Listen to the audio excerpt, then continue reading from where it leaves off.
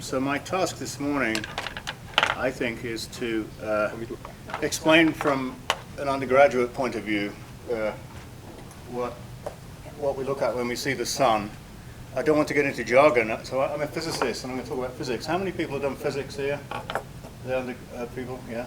How many people are engineers? How many engineers is one of it? Oh, you're a grown-up. You don't need to be an engineer. Yeah, if you've already got a PhD, don't worry about answering. How many people are other kinds of scientists? I mean, environmental science or biological science, chemistry. Quantum mechanics is going to be part of this. So if anybody's really afraid of that, don't be. It's a rather pleasant subject, full of wonderful things. So this is the essence of what I'm going to be talking about.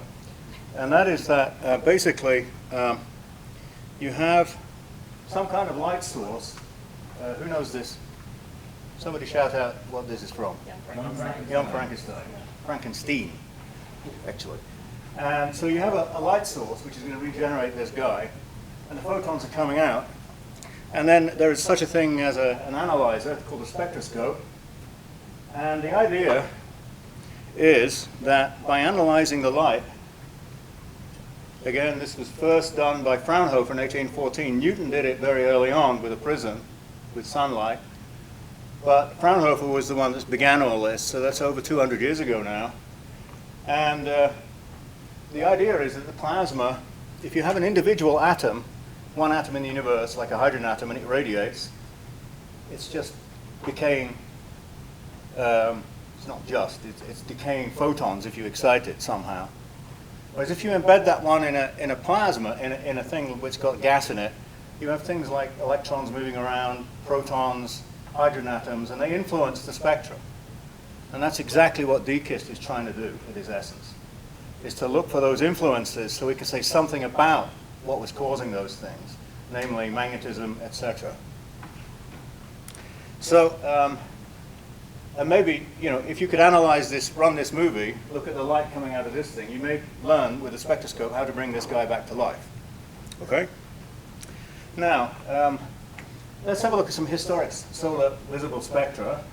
And these are sort of in the yellow, in the middle of the spectrum. And so the first one is from Fraunhofer, 1815. Beautiful data. What are these lines? Well, we call them spectral lines simply because if you shine a light through a source and you say have a little pinhole camera, you get a dot. And so that's not a lot of photons, but if you put a bunch of dots one on the top of the other and make a slit, you can split up the light, and the physicists all know about this, and get a spectrum.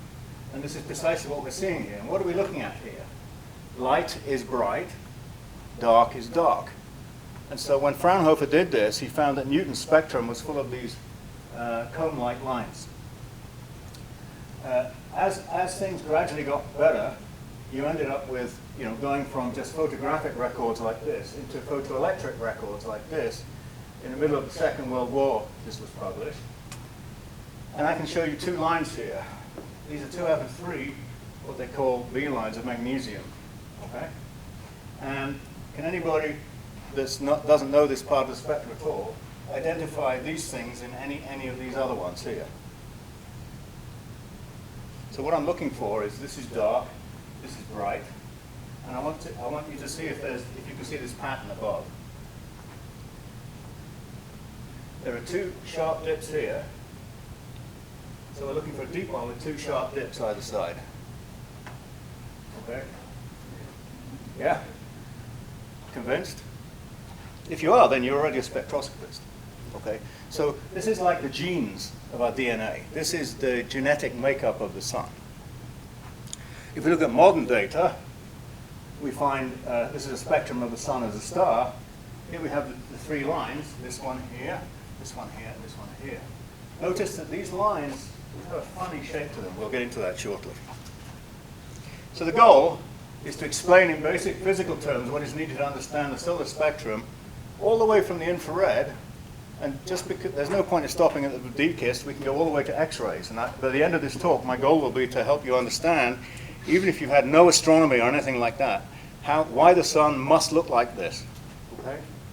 And hopefully to impart some appreciation of why certain spectral features can be used to probe certain regions of the sun's atmosphere. Okay? So, this is taken from the web. So here you have a couple of plots. One is the yellow one is the red one. The red is what we see from the ground. And you can see that in the region, this is our friend the ozone, which is why it's so important, because if you go shortward of here, we'll start getting cancer. If this light gets through, we're done for. Okay? So this is the absorption by oxygen with 3 oxygen atoms glued together, and it absorbs the ultraviolet light in some way. But if we come along here, we find we have water, O2. This is what we want to look for life around other planets, around other stars, for instance. This is a good sign, probably, that we have some kind of terrestrial life forms around another star. So in principle, we should be able to look for that around Alpha Centauri and see if it's there. Okay? It's not. Okay? Because then you'd have to have a planet moving in front of the star. Okay. Water, water, water, water. So, this is the overall spectrum. What is this shape here? Well, this gives it away. It's a black body. Is anybody surprised by that? I am. Why should the sun radiate as a black body, roughly? A black body is when you put yourself inside a very dense piece of gas, and there's so much collisions and heating going on around it, the radiation is in full equilibrium with the plasma, and no gradients anywhere, and so there's no flux of anything anywhere. But if we look at the sun, the radiation's streaming out of the sun like crazy. That should not be anywhere close to a black body, but it is. We'll get to that. The D-KIST operates from 390 to 5,000 nanometers at first light. In principle, it can go out to about 28 microns before you start losing throughput into the Earth's atmosphere. And what I want to draw your attention to is that this number here, if I take KT and make it equal to EV, I get a number that's like half an electron volt. So this spectrum here is characterized by about a half EV. That's important to remember. Because it's so important, I put a little thing on it like that. Okay? Why should it be somewhere at this temperature? That's a complicated question. Anybody, any of our students know why it has to be roughly at that temperature? You've got a gravitationally bound object.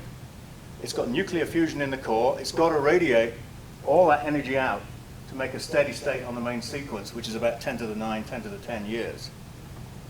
And it turns out that in order to get that energy out, you need to capture as much radiation just below the surface as you emit further out. And if you do the thermodynamics right, it turns out that you get about 6,000 Kelvin at the surface and not 10,000 like Vega, star Vega. Okay? So what's going on there is it's limited by the temperature is fixed by the thermodynamics going through from the middle of the sun to the end, but that's a bigger subject that we can talk about today. If we go out into the other area where D-KIST can observe, so there we went all the way out to about here, that previous plot. This is just a graph showing you the throughput as measured during an eclipse of the photosphere of the sun, as it was being eclipsed, by a Fourier transform spectrometer, very much smoothed out, to show you other regions. So here's a big old region here that we can get to with D-KIST as well. And here's another one at first light that we can get to as well. So this is what we're really interested in. So Fraunhofer's discovery, okay, we go from the violet all the way to the red. He listed a bunch of lines here. The ones I just showed you were in this region here, magnesium 1, which is somewhere in around here, V lines, there they are, okay? We'll be looking at these, and we'll be looking at these ones here and those. And there's a very important one in here, at 65, 63 of hydrogen as well, okay? Now, this is the ones we'll be talking about later. And here's a plot of those two. And now, if you were to take a piece of sodium and burn it, and take a spectrum of it, it would look like the reverse of these two lines here. What you've got to remember is about the time of Fraunhofer, about 30 years later, one of the philosophers of the time declared that it wasn't possible to learn anything about the stellar composition, temperatures, nothing like that. But in fact, the Kirchhoff and Bunsen work showed that this was absolutely false, and indeed you can do this. Because what they saw was, when they dropped a piece of sodium into a flame, they saw exactly these things here. And they did the same for potassium. They maybe did some other experiments. And so that was the beginning of quantitative spectroscopy. Okay? And that was actually the beginning of astrophysics, in the sense that you're doing more than just analyzing the motions of things in the sky and describing the qualities of the planets and motions of things around the sun. Okay? All right. Now, if we go to the ultraviolet, remember we went all the way down here. You might say to yourself, why am I interested in this? Well, with DKIST, what you'll find is, and the reason the space-based, as Valentin correctly pointed out, this is all invisible from the ground. You've got to go up to a balloon height of about 120,000 feet even to see these lines here, because of the ozone and other things, okay? You've got to get above the mesosphere and some of the absorbers in the lower thermosphere of the Earth. But now, what you're seeing here is an interesting thing, because we have here roughly what the Planck function does, but there's a lot of emission above the Planck function. So at high energies, the sun somehow knows how to radiate things much brighter than 6,000 Kelvin. Does anybody who's not a solar physicist want to speculate as to why that would be? Where's that coming from? It's not coming from the photosphere, because this is what we expect from the photosphere. There's all this stuff. So why do you think solar physicists know the answer? I'm saying, yes, one of the big questions in solar physics actually is to why that is. It's not a perfect black body. There's convection just underneath the surface of the sun. And one of the big questions is, how does the convection interact with the magnetism in order to produce, because the sun can sustain a magnetic field but not an electric field on a large scale. Anybody want to hazard a guess as to why that plasma cannot sustain an electric field? We've got hydrogen, protons, electrons, and a few other things. If the electrons are free and it's a fluid, it shorts out to make the electric fields. And so the only kind of electromagnetism you can sustain, and you can have electric fields, thermal ones, as particles fly past each other and affect the lines, but the only kind of electromagnetic field you can sustain is a magnetic field. And that's because magnetic fields don't have charges. There's no magnetic monopole. That means that the magnetic field either goes on forever through the universe or it comes back round on itself. But there's no way to short out a magnetic field like you do an electric field locally with the plasma. Okay? So this is a physicist's point of view. Now, if we go back one, I want to bring your attention to the fact that there are a bunch of things that people have identified here using laboratory spectroscopy. This is the reason we have to go into space if you want to learn about where this is coming from. This is part of something called the chromosphere and the corona of the sun. These are the tenuous outer layers. The sun is not a solid surface. It's much more like our atmosphere. As you go higher and higher, the pressure drops and drops and drops until you're gasping for breath on Everest, unlike like those poor, unfortunate people that have been over there lately. And so gradually, as it gets thinner and thinner and thinner and thinner, it gets hotter and hotter. Even a small amount of energy in something that's so tenuous can make the temperature go up enormously. So that's why we have a corona in some sense. And we will look at corona lines in the infrared as well. This is what people are used to looking at with, for instance, the AIA. How many of the students are familiar with that one? Put your hand up if you are. Okay.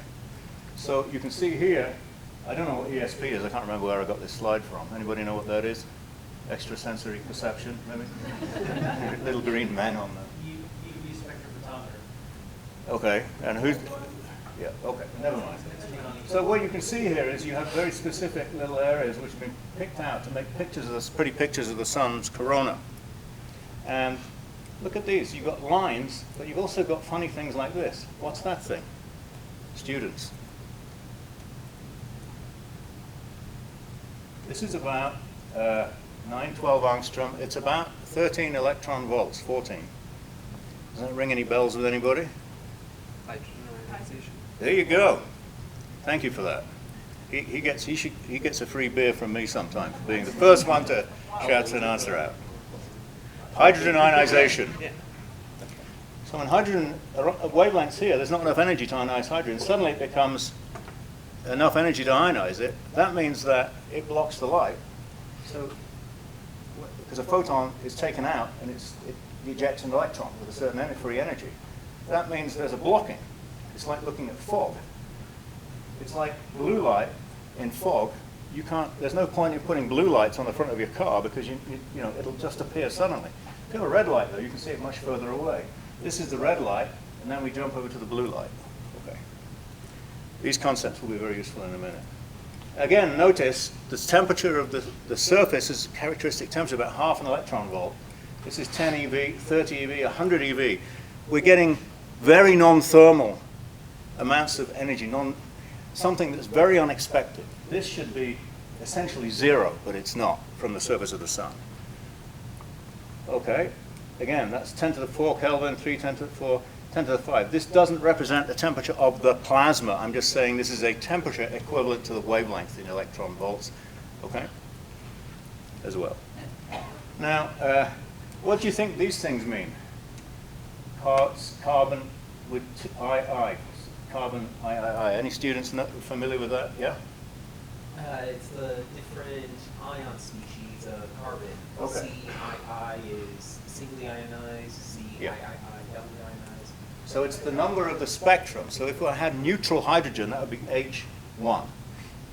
And this comes from the early classifications by spectroscopists who noticed that certain lines belong to certain groups. And these groups were called 1, 2, 3, and 4. It was later realized that these belong to the certain ions. So here, for instance, is a magnesium atom with 9 electrons removed because it's the 10th spectrum. The first one is the neutral, okay? That's got 9 electrons removed. How can you do that with half an electron volt? Because the ionization potential of magnesium is magnesium 9 is probably about 300 electron volts. E to the minus 300 divided by a half is e to the minus 600. There's no way you can produce that in the solar photosphere. Okay. So let's look. Let's go from the photosphere. And there are many, many better pictures, and you'll see many of them. So I just picked something up that goes from the photosphere. So what do we have here? What is this thing? Yeah. Anybody know what a sunspot is? Strong concentration of magnetic field. It's a very strong concentration of magnetic field. You got exactly the right answer. It's not just a magnetic feature, it's a strong concentration. And to this day, we still don't know why the sun is obliged to make them. So we have some good ideas, but this is so strong, why isn't it spread all over the place? If you look at somebody's dynamo simulations, okay, I'm stepping aside here a little bit, moving forward, they produce very diffuse fields. They don't produce these things. There's missing physics there, and that's one of the prime goals of DKIST. Okay, so let's go from the photosphere.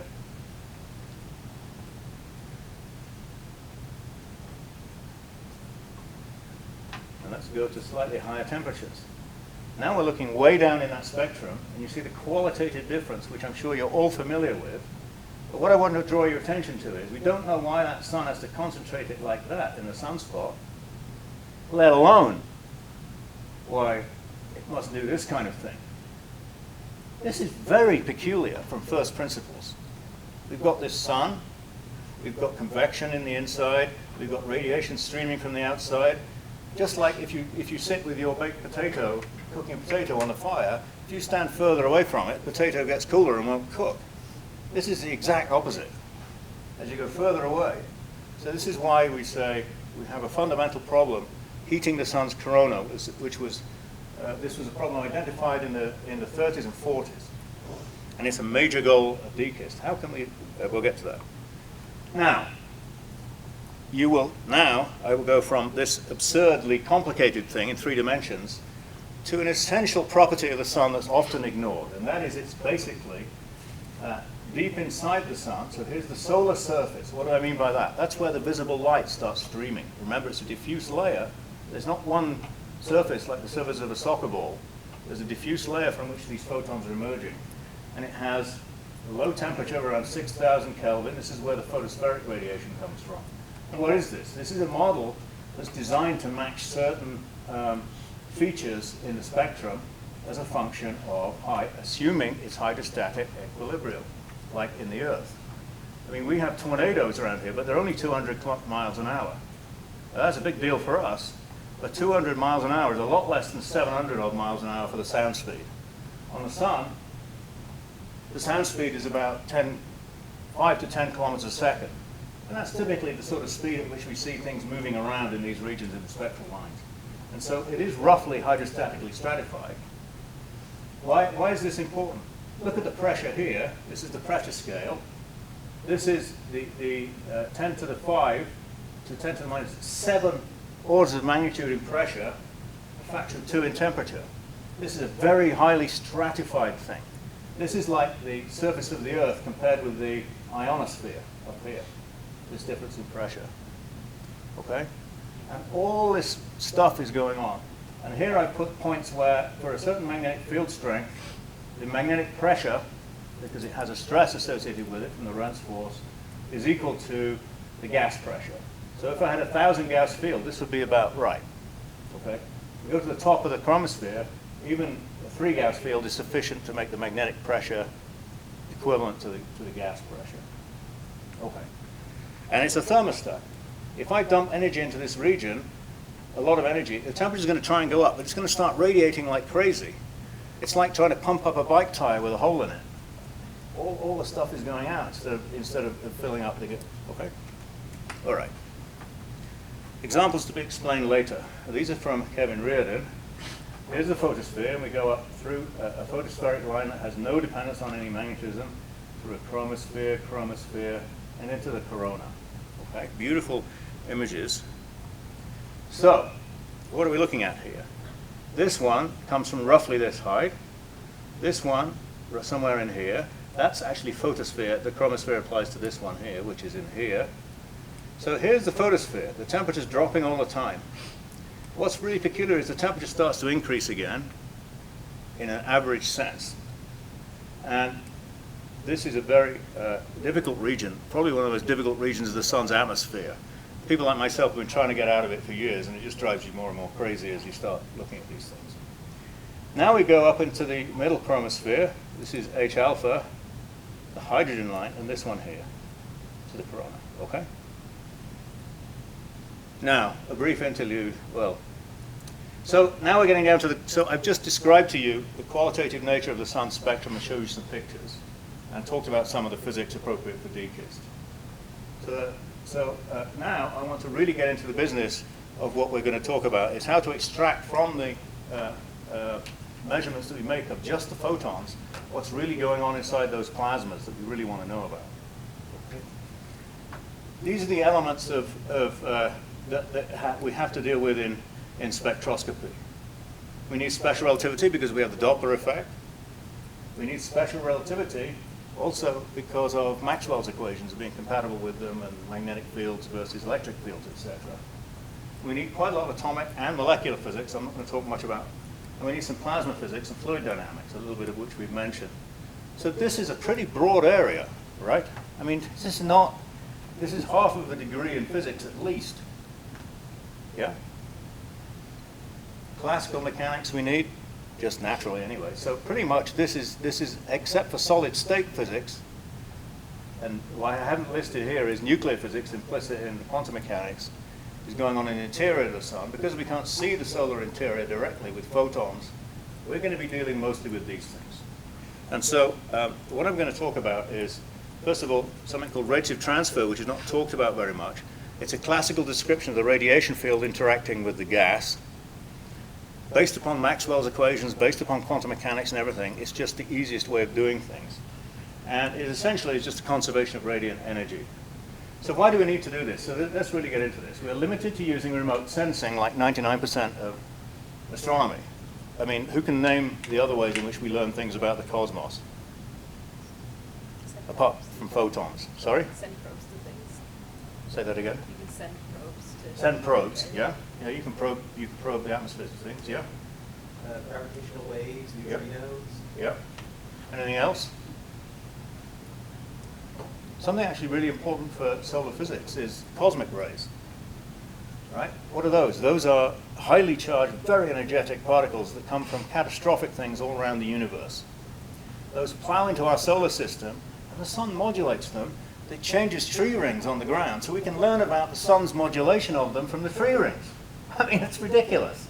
And one of the most amazing things I learned when I was researching this area many years ago was that if we were on Venus and we couldn't see outside anywhere, just from the modulation of any tree rings on the Earth, we could tell whether the sun was pointing north magnetic field or south magnetic field. We wouldn't know anything about there maybe even being a sun except this gray thing.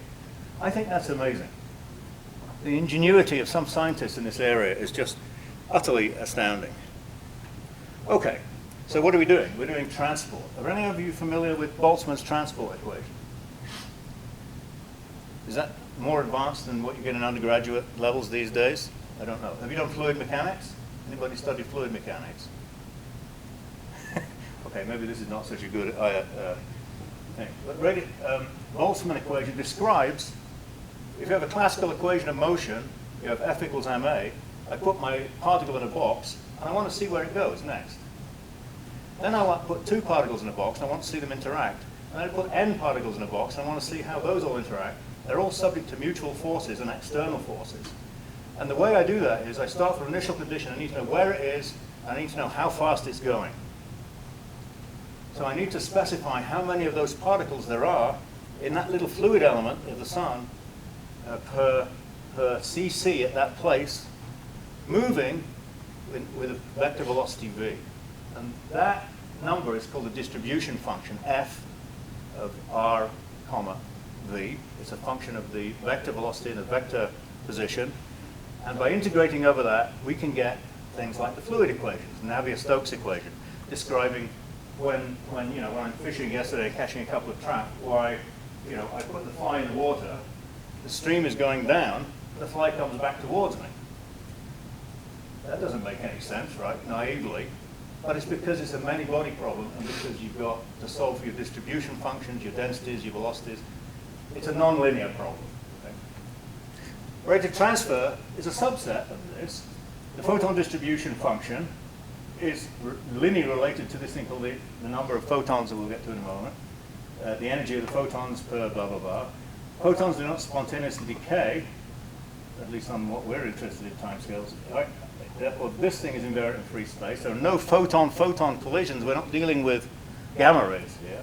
Photons interact with the plasma, and so the only way that the photon can be changed in its distribution function while it's marching around in this plasma, unlike an electron, which is continuously being bashed in by that electrons going all over the place, being grabbed by hydrogen atoms, photons freely stream. They don't feel a Coulomb force, but what they do feel is a blocking as something like ionized hydrogen, for instance. Suddenly, it knocks a hydrogen atom off, and then it's stopped. That photon's gone.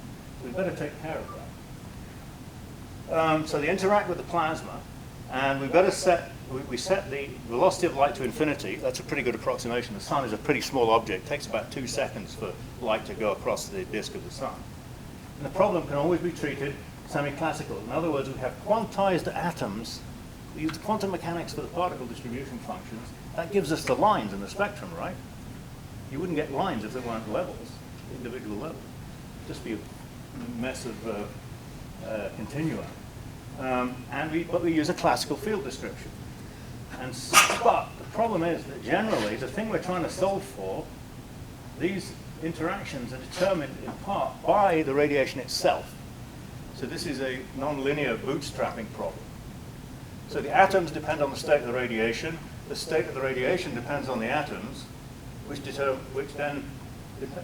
atoms then depend on the state of the radiation. The state of the radiation depends on the atoms. So you've got this never-ending cycle of things. And the way we deal with this is through something called a version of the transport equation, a closure called a rate of transport. And one has, in general, for those mathematically minded, coupled integral differential equations. So let's start simply.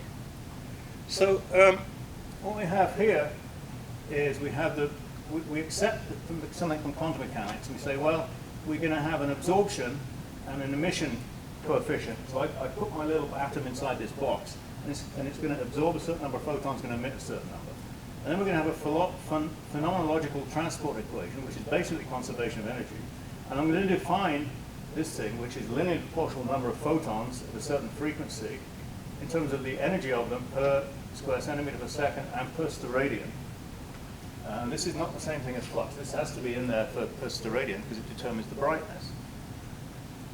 So to give you an idea of what this thing is invariant in space, in free space. So if I were to measure this thing, if Neil Armstrong were to take a picture of the moon under his feet in 1969, and we were to take a picture of Neil Armstrong on the moon from the ground, we get exactly the same exposure time. And I want you to think about that, because that's where this per steradian comes from.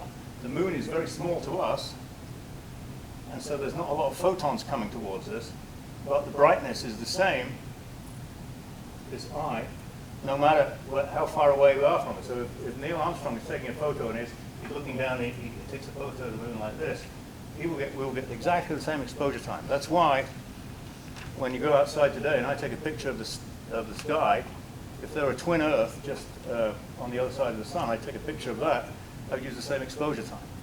So think about that, what that means. So what do we have here? We have the change in the number of photons, or the energy, is equal to this minus that. It's just, I'm going to define this thing, the emission coefficient, minus an absorption coefficient. Well, I'll give you some examples of this. So we have di by ds equals j minus alpha times I. So this is just phenomenology. It's saying that if I start off with a photon, I've got to take one away in a fashion that's now linearly proportional to some number of electrons or hydrogen atoms or whatever it is that's blocking the light. This is the separation between the atomic physics and the large-scale physics that we have. And then we end up with an equation like this. And now if we define, in terms of a hydrostatic atmosphere, a slant angle cos theta, we can write it in this form. So this is now di by the alpha ds. I define ds as a slant angle, 1 over cos theta.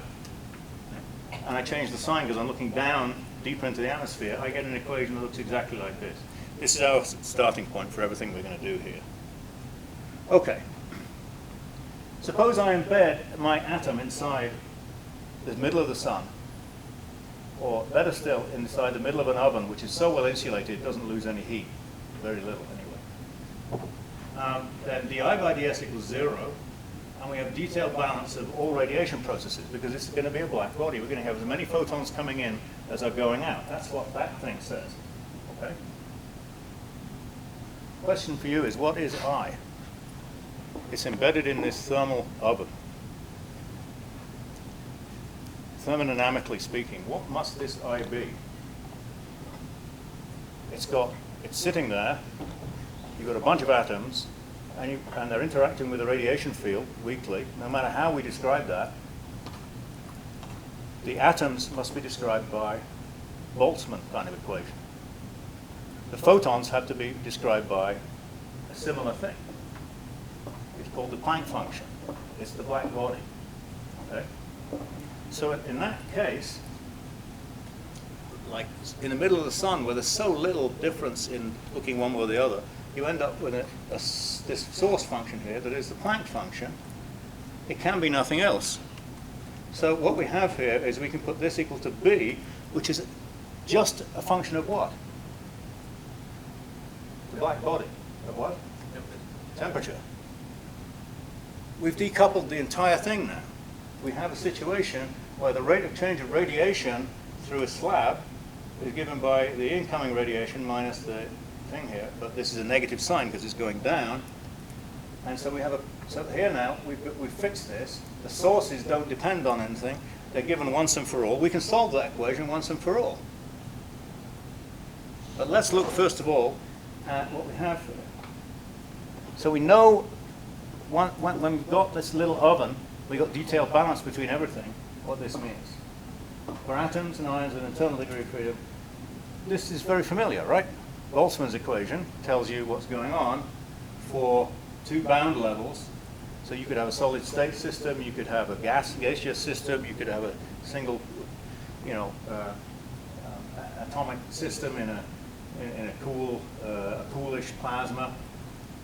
But one of the things that atoms can do is they can ionize themselves. And Boltzmann didn't describe anything for what the degeneracy of these states are for ionizing plasmas. That only happened in 1920 when an Indian fellow called Meghnad Saha accounted for this. And what I'm going to give you here is just state it bluntly. You can see the similarities here, right? You have a partition function for a charge, for an ion of charge Z. So this could be protons. This could be hydrogen for charge Z minus 1. That's the partition function for the protons, which is 2 because it's got a spin. And this one is a partition function for hydrogen. Okay? And then this is the ionization potential of hydrogen. So you can now immediately write down, given the temperature, but look at this. It's got this other thing in here, and it's got an electron density in here. So this one depends on the temperature, but this one depends on the electron density. So we have an extra thing here. What's this thing? If I take this one down and multiply it by that, I have got a unitless equation. So that has a dimension of what? This lambda t. This is per centimeter cubed. That times this has got to have no dimension. So that thing is a length. And that is the de Broglie wavelength of the electrons. Okay? So just to take you gently into this. Okay, so these are the two equations which will determine what's going on. Once you know the abundances, that fixes all these things when you're in equilibrium under thermal conditions. So here are the solutions we get. If I'm given that, I can just do an integrating factor. That's the solution. That's the end of it. If I do a Taylor expansion, we get this thing. Now we're starting to understand the formation of the sun because solar spectrum. I plus at an optical depth of 0. In other words, looking above the sun, we're at optical depth 0. As we go further and further closer in, the optical depth builds up. That's what this number is. At an angle mu equals cos theta is equal to the source function at tau equals mu. Let's look straight down onto the sun. This is saying that the emergent intensity, I plus at tau is 0, is simply the source function at tau equal to 1. If we have a Planck function, then we can put B here. So now we get the intensity is simply the Planck function is a function of temperature. So now we've got the temperature. Hey, that's pretty cool. Suddenly you've got yourself a temperature out of nothing for this, well, not out of nothing, but you've seen, you've gone from something that could be observed. This is exactly what Valentin was talking about, to the level 2 product. Here's the level 1 product, I plus, the emergent intensity. Here's the level 2 product, temperature. And here it is. This is the temperature equivalent as a function of wavelength. This is the emergent intensity. This is the S of tau equals 1 equals B tau equals 1. So now I've just taken the observed one and then solved for the temperature that matches that one because it's a simple relationship. And here we have it. It's about 6,000 Kelvin.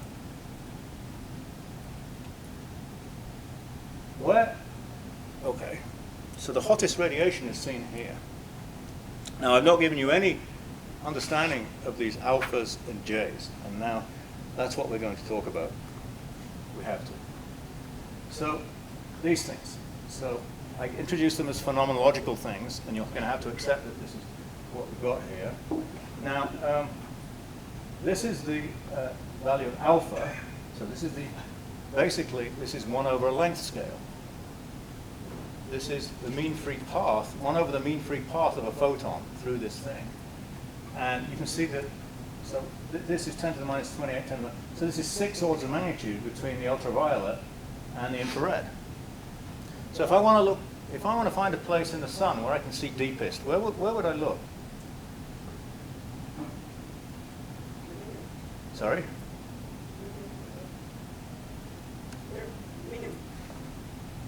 Exactly. So at 1.6 microns, I can look deepest into the sun. This is a beautiful thing for deacons to do.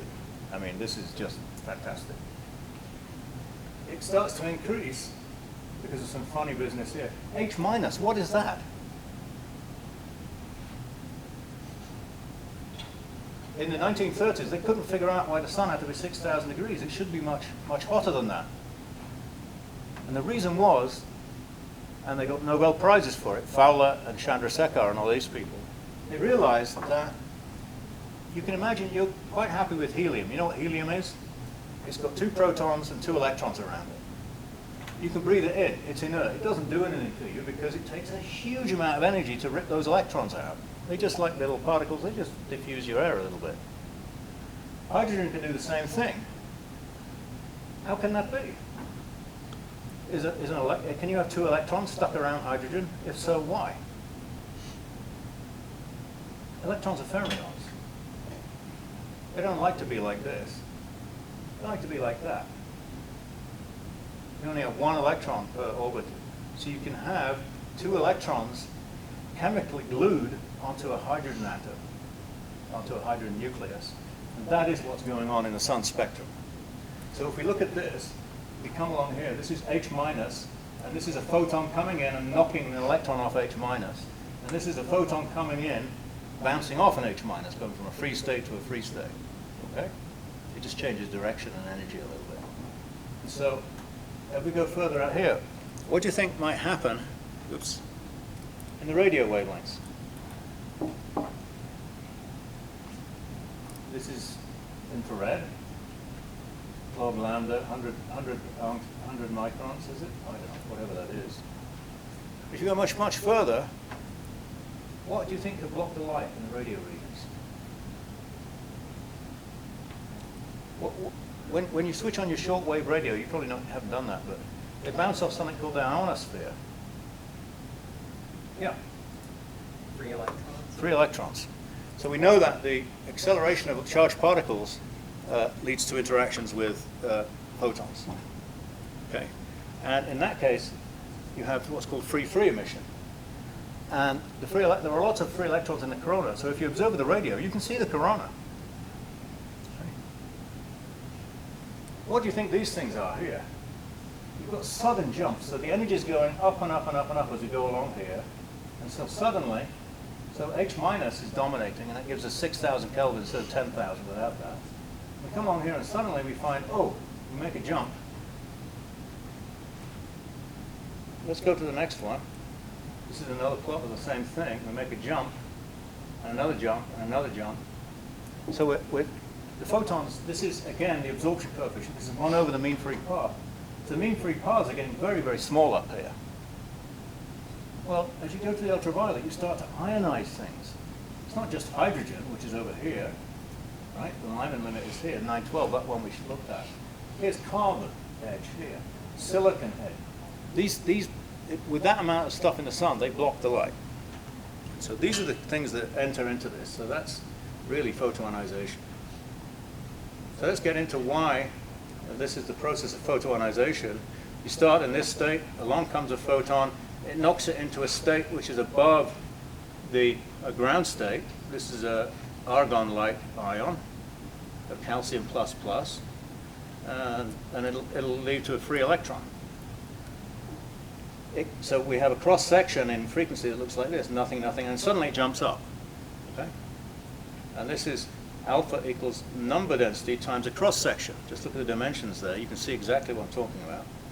So the opacity is the number density times the cross section. The cross section is purely quantum mechanics. Okay? Photon atom interaction. So this is the bit that we need to look at next. So what is the photoionization that's going on here? This one and this one. Well, in comes a photon. Here's the atom. It knocks an electron off, and out it goes. You start off with a two-body collision. You've got photons colliding with an atom releasing an electron. The reciprocal process is as follows.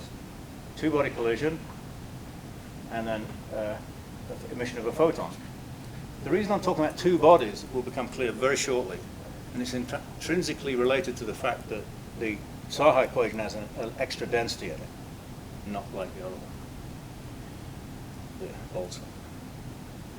How would I go about calculating how fast this thing is ionized? Once I've got the cross-section, let's see. Once I've got the cross-section, I can take the radiation field, calculate the number of photons hitting that thing, and then compute how fast that atom's going to get ionized. I can do it in reverse as well.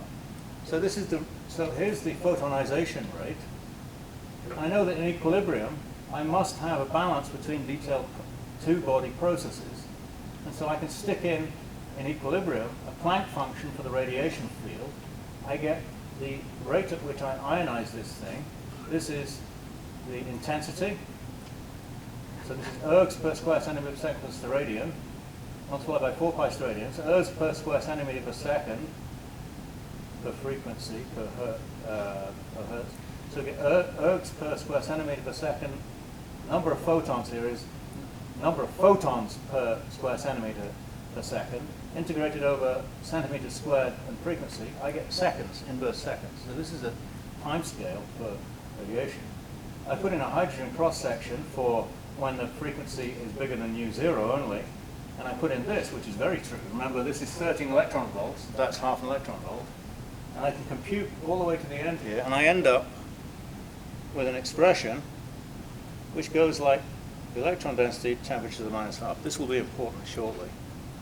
For spectral line, we have exactly the same thing, and I'm going to rush through this one, but the main difference being that we're going to go between two bound states, not a free state. So this is a continuum, whereas now this is very much restricted in frequency.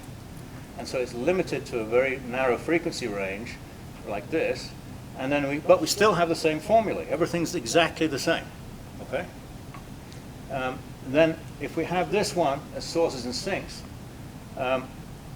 the example of photoexcitation is as follows. In comes a photon, two-body process. It absorbs the photon, it gets excited to a higher level, but then it may emit again, according to Einstein. Okay?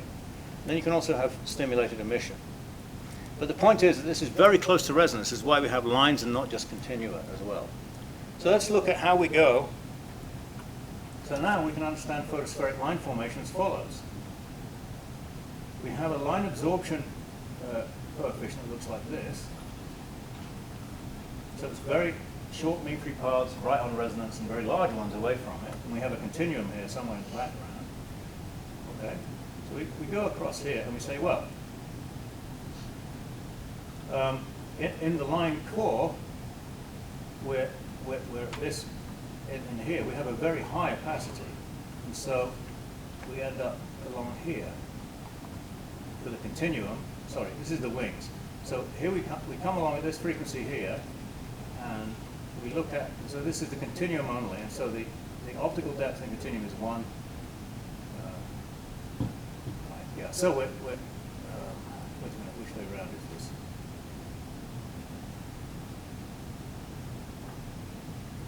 So this is the deepest part of the atmosphere right here. No, here it is. Wait a minute, I got that wrong.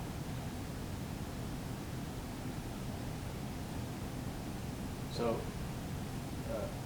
what I'm trying to do is to get to the emergent intensity here. So here, in the core, we look very high in the atmosphere, high up. So that's up here. And this is the wrong way around. No, but then you go down. This is because this is reversed. Yeah. I don't know who made this plot. I think it was probably Robert Rutten. Yeah. Sure. Okay. So this is the deepest part of the atmosphere. We come here and we say, okay, here's the coefficient. So the optical depth is very, very large. So therefore we form very high up. Sorry, very low. Yeah, very low down. Yeah, very low down. And so we come down, and now we see that in the model atmosphere we have temperature as a function of height that looks something like this, and then we get this profile here. Now in the core, the opposite is the case. We follow this cycle here, come down to this point, and there. So we find out that the line is now very dim compared with the continuum. I'm sorry about that. That confusion. That really got me there. Is that clear? So you can see now how the line is formed, and that's what explains why those lines are there. It can be that easy. So now we're going to go through and say which spectral lines are there. Remember, we have this number here, just solely on the basis of opacity and equilibrium. Well, the first thing to look at is what do we know about the abundance? Of course, this is a result of all the work done on with spectroscopy. And so these numbers have come from spectroscopic analyses, but it's mutually self-consistent to within a factor of, 1.5 or something. There are still some questions about what the abundances are, but this is a table of those things. So the rest are very, very small. So you can see that for the opacity, the number in the level is proportional to the abundance of the element. I mean, if you have more hydrogen, you get more opacity, okay? So here we have a simple guide as to what elements we think we should see in the sun. Of course, we see things like zirconium, and I mean, you can probably find uranium and things like this if you really look hard, but they're not going to be very strong, okay? So, and then again,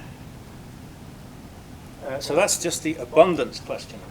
I'm asking the question, which lines should we expect to see? Why does the sun really appear the way that it does? And this is a big part of that question. You're going to see a lot of these kind of lines, especially complex ions like iron. Because iron is so far down in the periodic table, it's got such a complex spectrum that it's going to do this. Okay. Now, the other thing is, we notice the temperature is rather low. It's just half an electron volt. So, I mean, we're not going to get from the photosphere and the chromosphere. In the corona, we have very high energies, which is very interesting. But deep down, we're not going to see those high energies. So we've only got half an electron volt. And the Saha equilibrium, the NE, the equivalent of the Boltzmann equation for the ionization, the Boltzmann statistical equation, is telling us that we've only got half an electron volt of energy. This is what this temperature is here. We're not going to get 5 times ionized oxygen in here. It's just not going to happen. It's e to the minus 200 divided by a half. E to the minus 400 is the population of that kind of. Whereas things like neutral iron, neutral carbon, calcium, things that are easy to ionize are going to be abundant. Okay.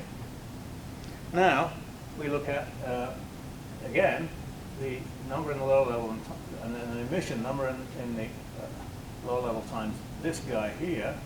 Remember, this is about half an electron volt. It goes to 1, and it goes to 100 electron volts in the corona, which is why we see all those things.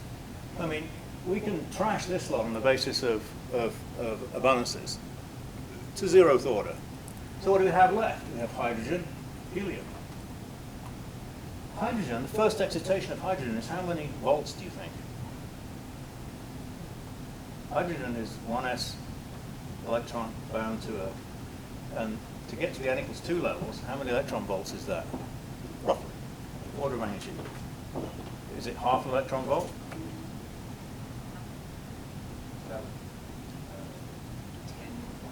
10 electron volts. So you have e to the minus 20 for any excitation of hydrogen. Very little excitation of hydrogen. But hydrogen is really abundant. So you've got a chance of seeing some hydrogen in the photosphere. Helium. First excitation of that one is 20 electron volts. It's very hard to see helium in the sun. Even though it was first identified in prominences outside of the sun, not on the disk of the sun. Because it's much easier to see it against no radiation. What about this guy, lithium? That's such a low abundance, you're never going to see it. Brilliant, such a low abundance. These are the guys you're going to see. Neon, argon, these guys. Iron, nickel, cobalt, all these ones here. Furthermore, in terms of emission, these ones here, lithium, sodium, potassium, it takes almost no energy to excite those levels. So those are going to be pretty strong. And the other thing I want to draw your attention to is there is such a thing as an isoelectronic sequence. So if you have neutral sodium, you have ionized magnesium. So this is going to have a very low excitation energy compared with, say, singly ionized aluminum. Because it's a sodium-like ion. It's weakly bound. Okay. All right. Now we're going to have to get going here. So what do we expect? Strong photospheric lines have ions with high ionization fractions, so they're the neutrals and single ionized. Fully allowed transitions, that is, they have a big cross section. Visible and infrared. There's too much opacity in ultraviolet to see the photosphere. You just can't see that deep. Okay. Lithium, those are all, these are what I just said. Combined with the abundances, we expect these things to be really important. Okay, so now I'm going to go much quicker. So that's why we see these guys here.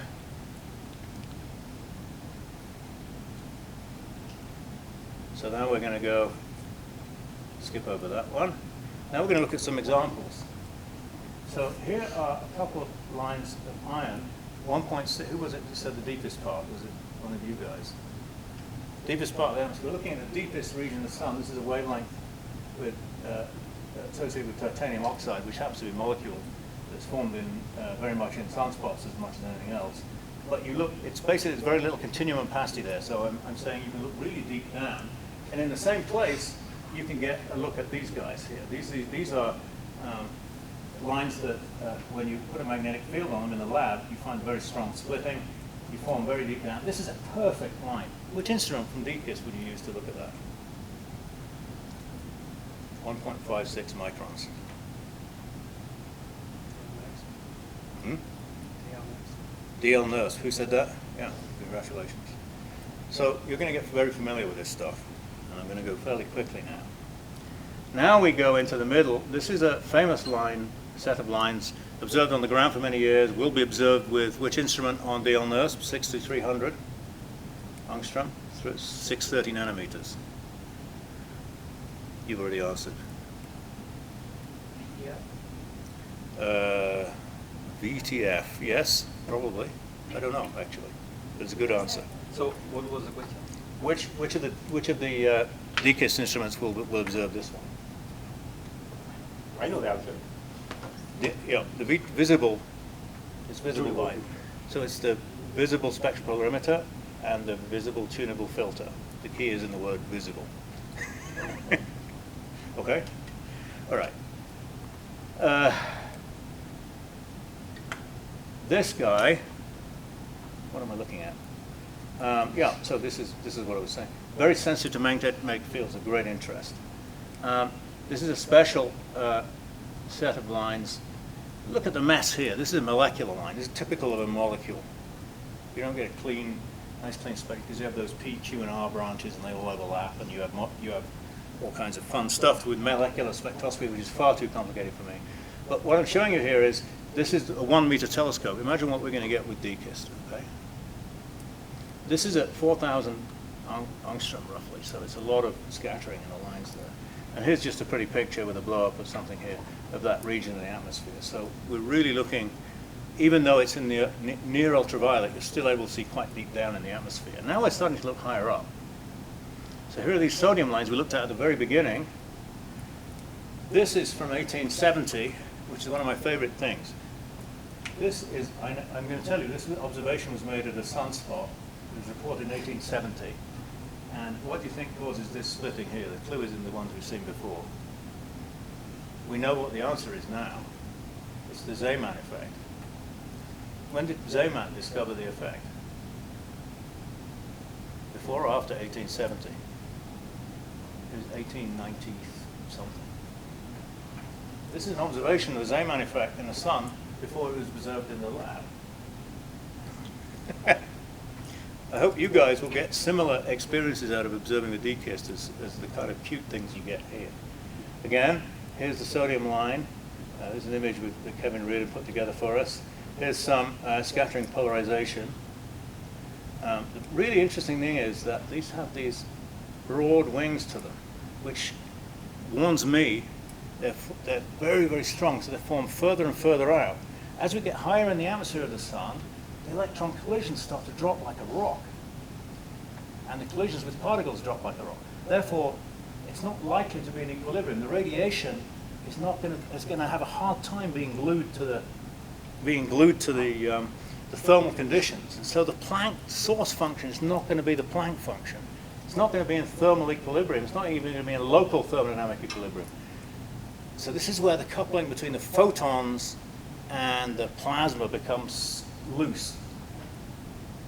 Until finally you get in the corona when it's gone completely. There's almost no interaction between the radiation and the plasma, no back reaction. There is a scattering of things off the corona, but the source functions and things don't depend on a sort of iterative, difficult way. So, but these wings, as soon as you see something like this, you know that you better start dealing with a non-thermal equilibrium. So what have we got so far? We talked about this. And we've actually also talked about this. Because the photons, as I said at the beginning, are decoupled in the photosphere from the plasma. But the collisions are so strong that they keep regenerating the number in the sources, something very close to a Planck function in the radiation that we see. This is called local thermodynamic equilibrium. That's a situation where we solve for the radiation field given a source function. And the source function is given as by the temperature only. So that's the condition. And so you can think of it like this. The plasma is in thermal equilibrium.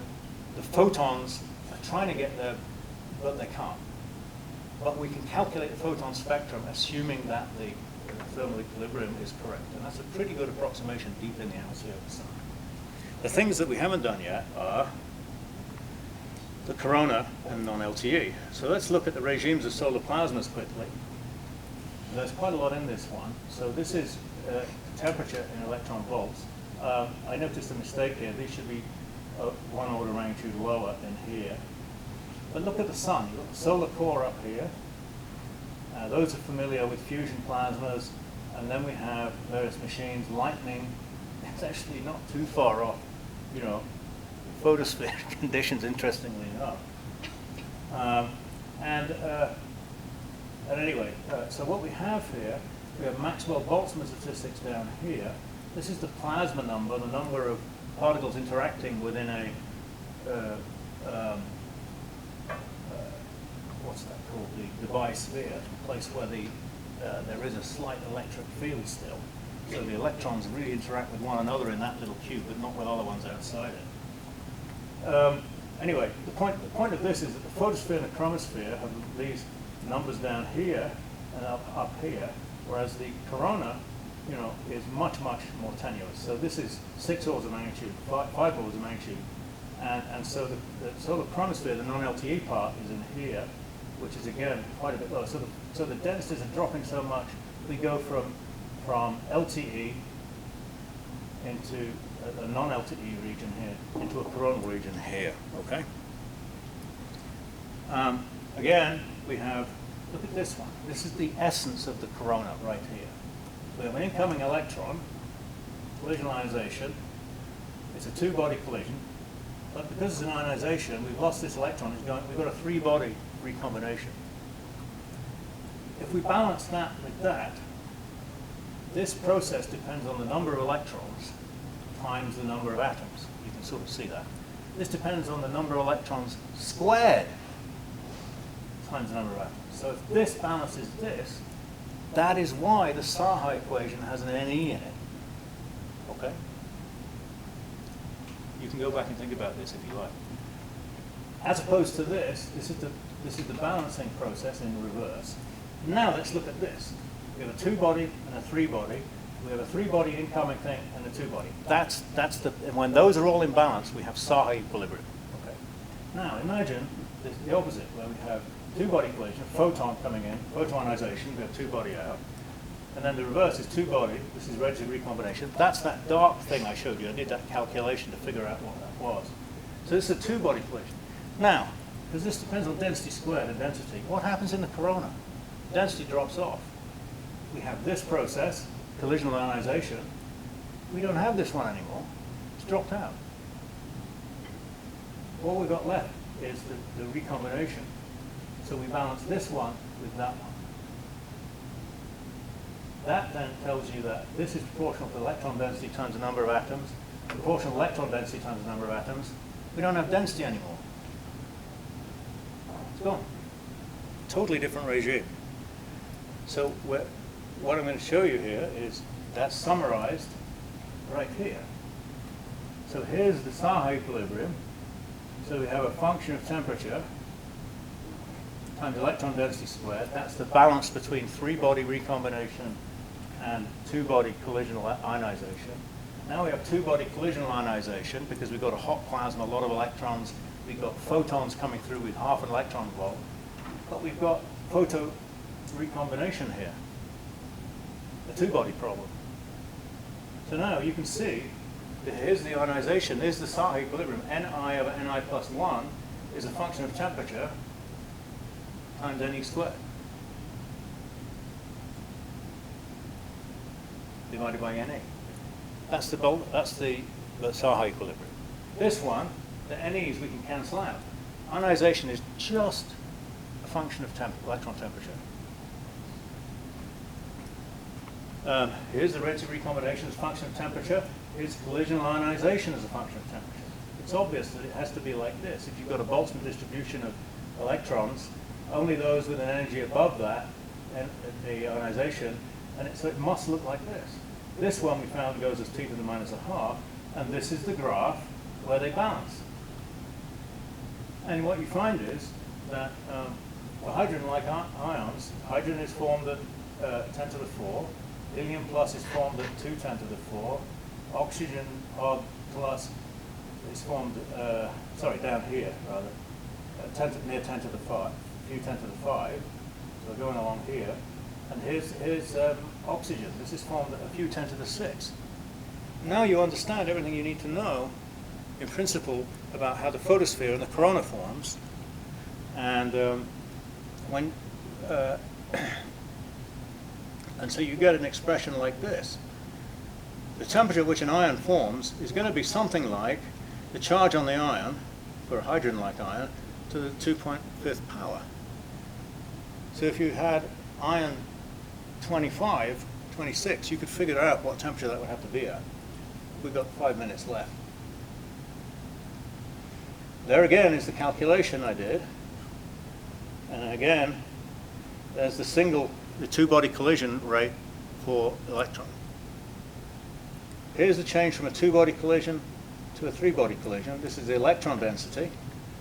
And so you can see that this rate is flat at low densities. That means it doesn't depend on electron density anymore. But now it goes as 1 over the electron density at higher. So you have ionization is two-body, recombination is three-body, two-body and two-body, so it just becomes a function of temperature. This is what they look like. So if you go into a thing called, anybody heard of Chianti? Yeah, Chianti. Chianti is a two-body thing. It's not a three-body, two-body thing. It's a two-body.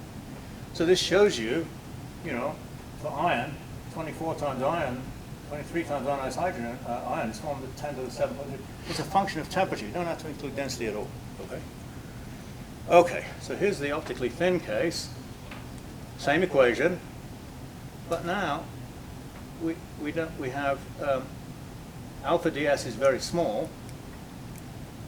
In other words, there's very little thin. There's not much going on in terms of scattering of radiation. And so if we solve the equation now, well, we can ignore this term because there's very little material to absorb. We just have emission. And we get an equation like this. This is the solution to the same transfer equation, except that instead of dealing with tau, there's no point. That's the number, the source function is the number of emissions per mean free path. That's what it is. But if the mean free path is infinite, that doesn't mean anything anymore. So what you want to do is just sum up the emission along the line of sight, and that's what that is. And it turns out that this thing must be proportional to Ne squared times a function of temperature. The function of temperature is the ionization equilibrium, that I just showed you, two-body collisions. This thing, you get 1 power because you have an electron impacting an ion, and then, because the corona is ionized, the abundance gives you another power of electron, because the number of atoms in the lower level from a certain state is proportional to the electron density and the total density. Let's just not worry about that. But for those of you who are familiar with something called a differential emission measure, anybody heard of that, or an emission measure? Yeah, there's some nods around here. It comes from this formalism here, and it's a property only of the coronal plasma. You basically end up separating out the atomic physics from the atmospheric physics, and here's the atmosphere part. It sort of looks like this most of the time. Okay, what does this do? Well, if I integrate this thing over the coronal equilibrium as a function of temperature, I can calculate everything I need to know about the radiation. That's all I need to know. I don't need to know the source function. That's not relevant in this case.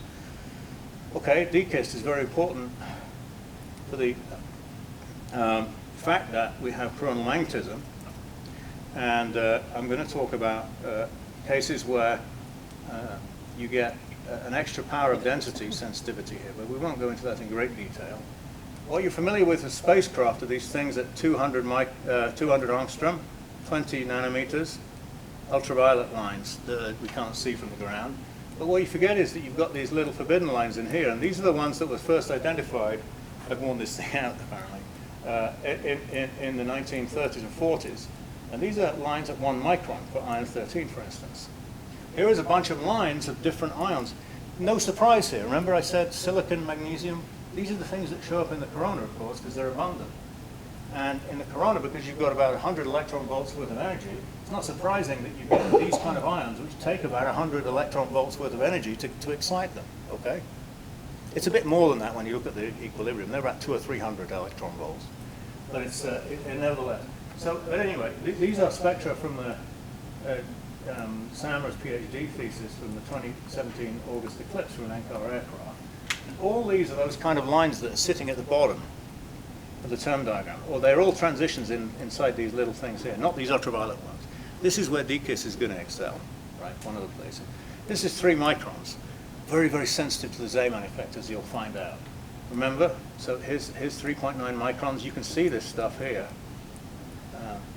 Here are some examples. Iron 10, iron 11. What do you think these brackets mean? I put brackets around them. They actually mean something to spectroscopists, and you probably should be aware of them. Forbidden lines, meaning that they're not electric dipole transitions, meaning that those little levels that we see at the bottom, they're all the same parity. So there's no E1 transition because that's a parity changing transition. It's a magnetic dipole induced transition. There's a different part of the quantum mechanical operator that changes the way it works. So we're almost done. I mean, imagine now being able to look at this stuff for the first time at these wavelengths with really magnetically sensitive lines. This is going to be absolutely wonderful.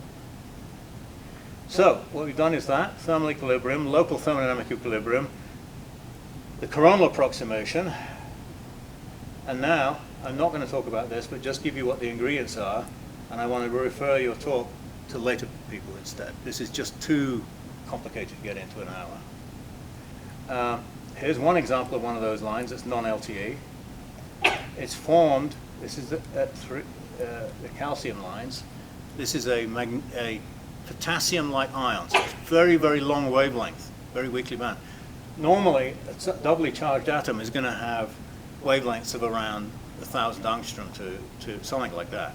But because this is on the first column of the periodic table, calcium 2, magnesium 2, they're all very short, very much longer wavelengths.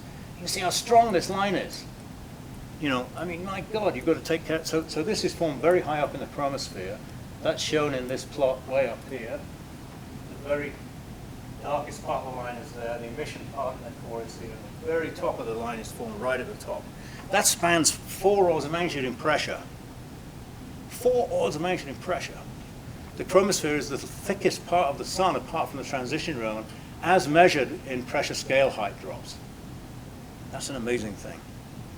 So if we go here again and we do the same thing, instead of a source function that continues, it can't keep up and it drops with height. And if we do that then maps, if you look at this in the way we had before, the source function just went down and sorry, the line was like this, the absorption line.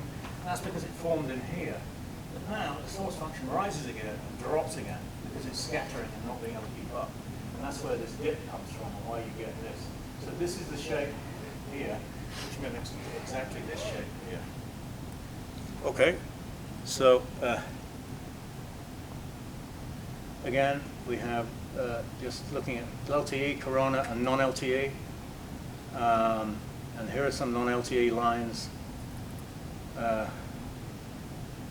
And just to show you the spectacular things you can expect to see soon. This is the change in pressure showing up. This is from Giano's work. So here's the wings of the line, the photosphere. Now you're going up orders of magnitude in pressure. You're spanning 4 orders of magnitude in pressure, almost 3. And that's why it looks so radically different in the core of the line than the wings. I hope that's clear. Here are some other ones. This is a beautiful example from a 1 meter telescope at its optimal resolution from Yaron Sharma, Kevin Reardon's wonderful work. I mean, just imagine what we're going to see here with DKIST. That's only 15 arc seconds on the sun, about 12 megameters. I mean, it's just staggering what we can expect to see. Here's one of helium, some polarization. Finally, this is what the 3D sun probably looks like. But the stratification is still there. Okay? These are ISO surfaces. And the very small scales that we have here, this is X in megameters. So this is about 1 arc second, something like that. So DKIST is going to be getting down much smaller than this, and being able to examine all these features from the LTE things all the way up to the non-LTE ones. So don't forget that the sun's atmosphere is very highly stratified, but it's also 3-dimensional. And so we really need DKIST to do this. And that's it.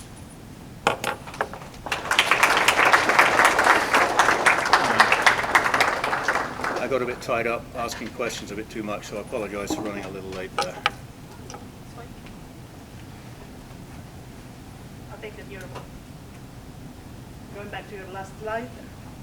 I think that's one of the important messages here that you did at the very beginning, right? That you see what comes out of the tau equal 1 for that particular.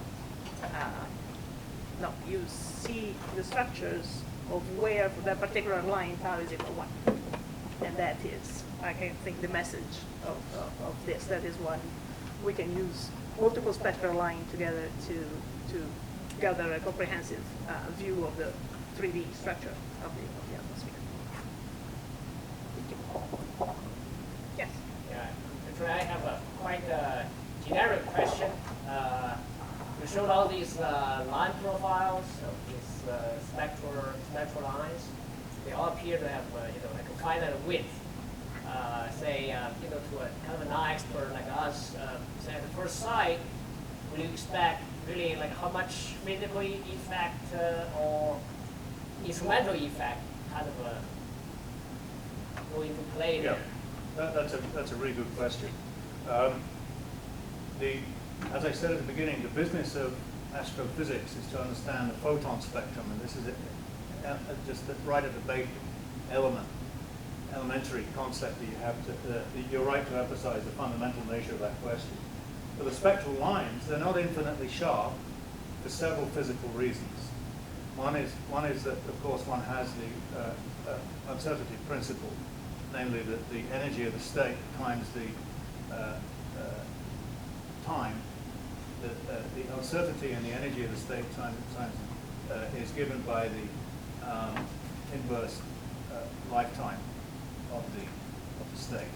So the uncertainty principle will tell you that there's a certain finite width, and that's going to have a certain profile, which is called Lorentzian mostly. And then you have Doppler motions on the surface. We have convection. You can see the convection cells in all those surface figures that were shown there. So those are upward welling and downward moving stuff. The hot stuff in the middle, cool stuff moving down. So those also contribute Doppler motion to the split to the lines.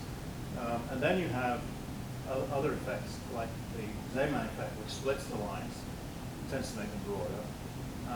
So to get back to the idea of plasma spectroscopy, when you have young Frankenstein, you're trying to figure out what was going into the monster. We're reviewing. You can tell there are things like densities that broaden some of the photospheric lines as well. So you have collisional broadening. you have stark broadening due to the finite, very microscopic, electric fields that are in the environment where the photons are propagating through the plasma, and then you have the instrument, and one of the beauties of the DKIST is the very, very high spectral resolution, so several 100,000. A number to remember here is the sound speed on the sun is about 6 kilometers a second in the photosphere. If you think about that, that's 6 divided by 300,000 in terms of a ratio to the speed of light. That means that if something's moving at the sound speed, it's Doppler shifted by 1 part in 150,000. So you need about a resolution of about 15,000 if you wanted just to find where that line was. But if you want to examine the shape of that line, you need to have 200,000, 300,000 resolution, okay? And that's typically what things like this can operate at. And I don't know about cryo-NIRSP and DL-NIRSP, but Well, cryo-NIRSP is meant for the corona, so it is. Yeah, of course, Narrower, narrower, no, how do you say, lower spectral resolution. So the cryo is an infrared instrument, and those are not as well developed in terms of technology as the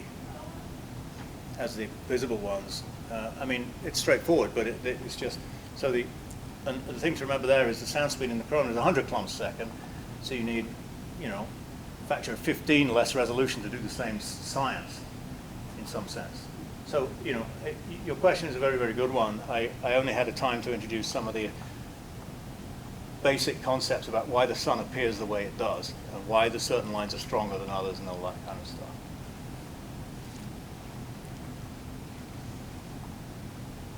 Oh, and I also, did you distribute the chapter on atomic physics? Okay. Yeah. So yeah. Did everybody get the email about the Google Drive? And you can access and so on, if not. And so in his folder, there's also a chapter about spectroscopy. Yeah, this talk is based upon a lot of that stuff, and I'm sure there's stuff that was confusing to you. I got confused in the middle of it myself, so anyway, you can refer to that if you want to find references to all the physics I'm talking about here as well. That's probably the most useful thing about that chapter is not only the tutorial nature of it, but the references in there should be enabling you to find the essentials of what I was trying to talk about. Coffee time, isn't it? And I just make a comment, it's not on the Phil's talk, it's on the other things. I noticed that Phil was asking you a lot of questions and you didn't really engage. The goal is not to question you, the goal is to help tailor the rest of the workshop and the future workshops. So I now, for example, have no idea whether my lecture is going to be super boring because everybody knows everything, or it's going to be super boring because nobody understands anything. So don't hesitate to answer things even they seem like super simple to you. I mean, we love to get feedback. And please tell me how I can improve on these things, because I hope to do some of this stuff some more. Don't use anything from Rob Rutten. What? I wouldn't want to blame him. I think that was one of his, though. Yeah.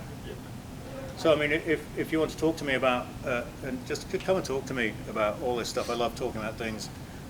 I'm nearing retirement age, and I would love to help the next generation if I can.